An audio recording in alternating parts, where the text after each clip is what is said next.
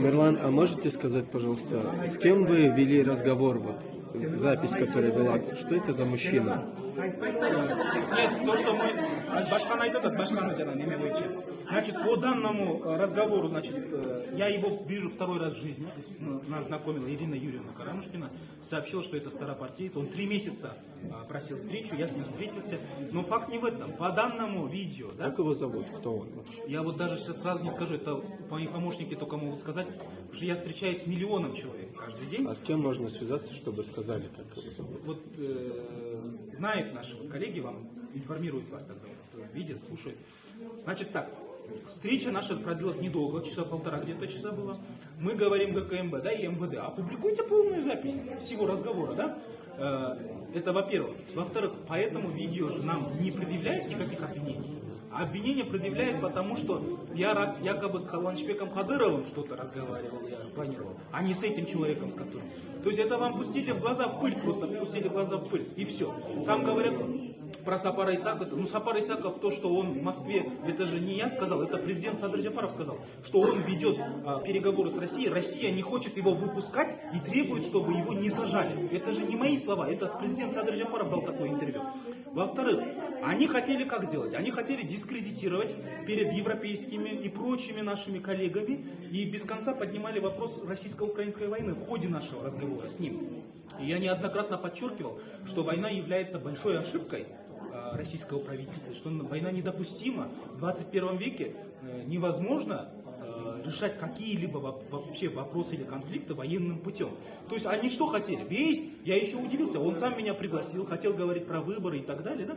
А там без конца про Россию и Украину. Но моя позиция была однозначной, и которую я всегда говорю о том, что война не должна быть. То есть они что хотели? Показать меня, что якобы я сторонник, там, не знаю, Путина или России, или вот что, вот этой войны агрессии. Когда у них это не получилось, еле-еле вот это там, показать вот это про Сапара. А сколько всего встреч было с этим мужчиной? Одна встреча. Одна встреча была 2-3 года назад, когда нас познакомила Ирина Юрьевна. Ходит. Смотрите, она познакомила нас на выборах по Свердловскому району, когда она баллотировалась. Он сказал, что он ей поможет, старопартиец. Я тогда познакомился. А в этот раз на выборах же шла моя мама, если вы помните, по этому же округу. И он сам позвонил, хотел встретиться. Я не мог с ним встретиться, я не пользуюсь сотовыми телефонами. Вышел на помощников, 2 месяца просил, и потом я сказал, ну ладно, я заеду к нему, я ему говорил, давайте встретимся в кафе, в публичном месте, да, в публичном месте, я не люблю дома общаться, где-то у кого домой ездить кому-то, да, но он очень сильно просил у него дома, он говорил, что он заболел, там, и так далее, и тому подобное, но я сказал, ну ладно, я заехал к нему, это было у него дома.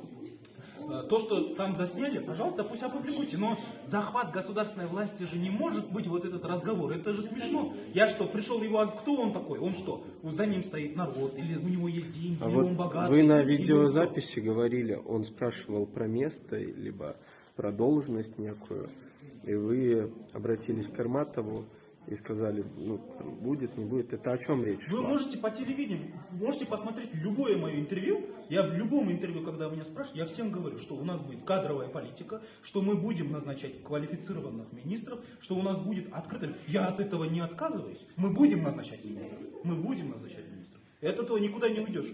И я сегодня тоже ищу. Это я еще сегодня тоже скажу. Где здесь преступление?